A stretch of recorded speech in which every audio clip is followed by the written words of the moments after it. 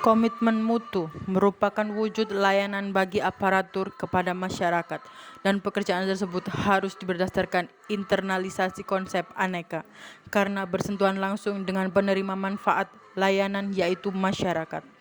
Pelaksanaan pelayanan publik dengan berorientasi pada kualitas hasil dipersepsikan oleh individu terhadap produk atau jasa berupa ukuran baik atau buruk. Bidang apapun yang menjadi tanggung jawab pegawai negeri sipil, semua meski dilaksanakan secara optimal agar dapat memberi kepuasan kepada stakeholder. Jadi, komitmen mutu adalah janji yang ditepati untuk memberi kepuasan dan pelayanan.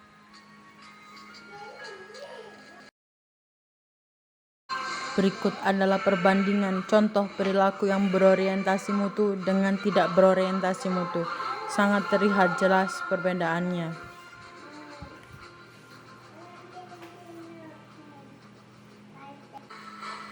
Berikut adalah hal-hal yang membentuk komitmen mutu. Yang pertama, efektivitas, efisiensi, karakteristik ideal dari tindakan dan efektif dan efisien, serta konsekuensi dari penyelenggaraan kerja yang tidak efektif dan tidak efisien. Dari keempat hal ini bisa terbentuklah komitmen mutu yang baik serta berkualitas bagi suatu perusahaan atau instansi atau lembaga.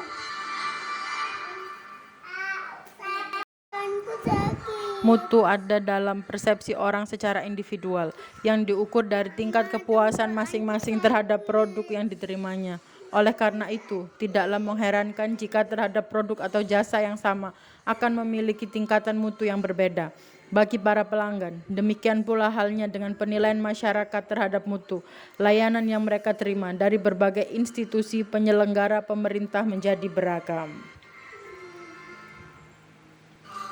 Ada 10 strategi yang mesti dijalankan organisasi agar pelaksanaan manajemen mutu terpadu dapat berjalan baik. Yang pertama, menyusun program kerja jangka panjang yang berbasis mutu. Yang kedua, membangun mindset pegawai terhadap budaya mutu. Yang ketiga, mengembangkan budaya kerja yang berorientasi mutu, bukan sekedar melaksanakan tugas rutin dan sebagai formalitas menggugurkan kewajiban, tetapi sebagai keharusan dan kewajiban. Kemudian meningkatkan proses secara berkelanjutan agar dapat menampilkan kinerja yang lebih baik dari waktu ke waktu. Doing something better and better at the right time. Kemudian membangun komitmen pegawai untuk jangka panjang. Membangun kerjasama kolegial antar pegawai yang dilandasi kepercayaan dan kejujuran. Memfokuskan kegiatan pada kepuasan pelanggan baik internal maupun eksternal. Kemudian beradaptasi dengan tuntutan perubahan, serta menampilkan kinerja tanpa cacat, zero defect, dan tanpa pemborosan, zero waste. Sejak memulai setiap pekerjaan, doing the right first time and every time, serta menjalankan fungsi pengawasan secara efektif untuk mengawal keterlaksanaan program kerja. Hal ini tentu sangat menunjang sekali akan kesuksesan dari manajemen mutu. Kita sebagai PNS pun juga bisa menerapkan hal ini pada kehidupan kita sehari-hari, terutama di tempat kita bekerja. Itu yang paling utama, kita harus amalkan.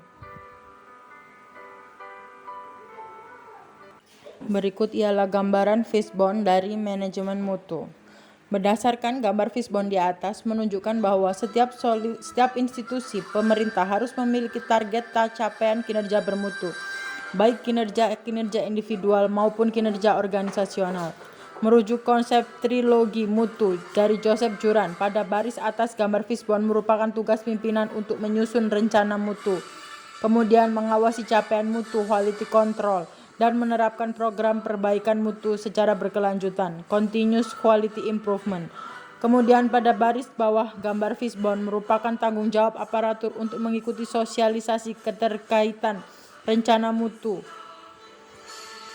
yang sudah ditetapkan oleh pimpinan. Rencana mutu yang dipaparkan ketika proses sosialisasi akan menjadi rujukan utama bagi aparatur dalam melaksanakan tugas, fungsi, dan perannya masing-masing. Selama proses implementasi tersebut tentu akan dikawal oleh pimpinan agar tidak terjadinya penyimpangan. Berdasarkan hasil pengukuran dan penilaian terhadap capaian mutu pada output income, kemudian pimpinan melakukan tindak lanjut secara tepat sesuai dengan hasil capaian tersebut, sehingga segalanya terkontrol berjalan sesuai dengan keinginan.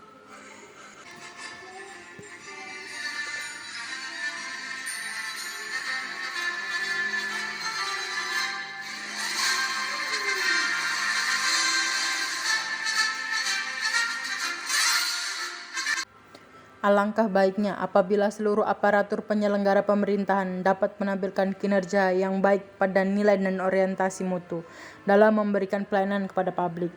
Setiap individu aparatur turut memikirkan bagaimana langkah perbaikan yang dapat dilakukan dari posisi masing-masing. Hal ini berarti bahwa memberikan layanan yang bermutu tidak boleh berhenti ketika kebutuhan konsumer sudah dapat terpenuhi, melainkan harus terus ditingkatkan dan diperbaiki agar mutu layanan yang diberikan tetap seperti harapan customer. Layanan ini harus lebih baik dari hari kemarin. Layanan hari esok menjadi lebih baik dari hari ini. Doing something better and better. Kunci pelayanan administratif adalah kepatuhan, ketaatan setiap anggota masyarakat untuk melakukan peraturan perundang-undangan yang dibuat sebagai bentuk kehendak seluruh warga negara. Sehubungan dengan hal itu, aparatur harus mensosialisasikan. Berikut adalah posisi tanggung jawab mutu. Tampak jelas bahwa tanggung jawab mutu ada pada setiap level organisasi. Perbedaannya hanya terletak pada ruang lingkup tanggung jawabnya. Pada level puncak, memikul tanggung jawab atas mutu layanan institut secara keseluruhan, termasuk untuk target mutu jangka panjang sehingga dapat digunakan untuk membangun citra kelembagaan dan keunggulan bersaing. Pada level strategik, level tanggung jawab mutu berkaitan dengan penetapan diversifikasi mutu pada setiap unit kerja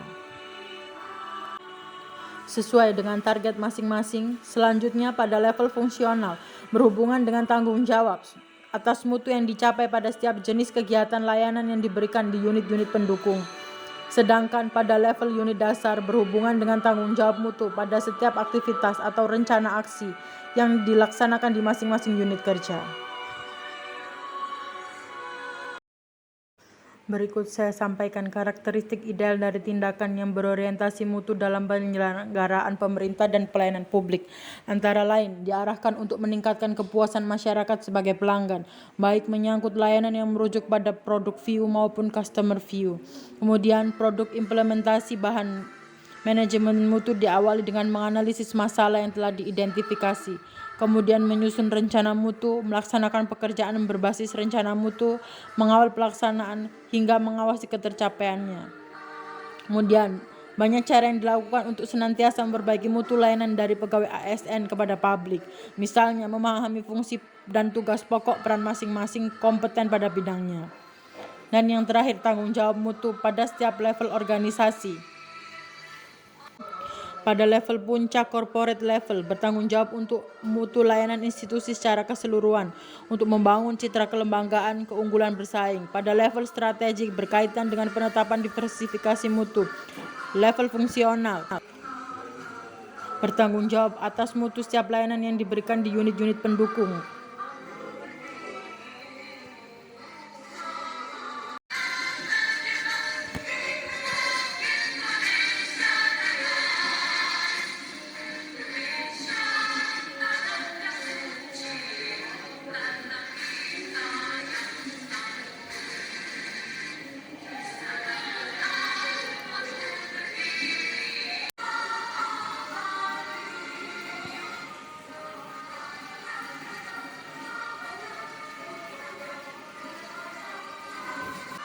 Kata korupsi berasal dari bahasa Latin yaitu corruptio yang artinya kerusakan, kebobrokan, dan kebusukan. Selaras dengan kata asalnya, korupsi sering dikatakan sebagai kejahatan yang luar biasa. Salah satunya alasan karena dampaknya yang luar biasa menyebabkan kerusakan baik dalam ruang lingkup pribadi, keluarga, masyarakat, dan kehidupan yang lebih luas. Kerusakan yang tidak hanya terjadi dalam waktu pendek, namun kerusakan yang ditimbulkan berdampak secara panjang.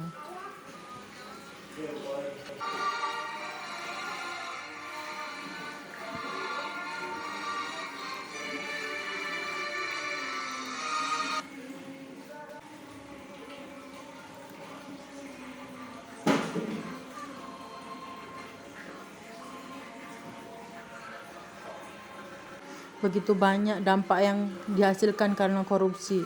Tidak hanya sekedar kan menimbul kerugian negara, namun dapat menimbulkan kerusakan kehidupan yang tidak hanya bersifat jangka pendek, tetapi bersifat jangka panjang.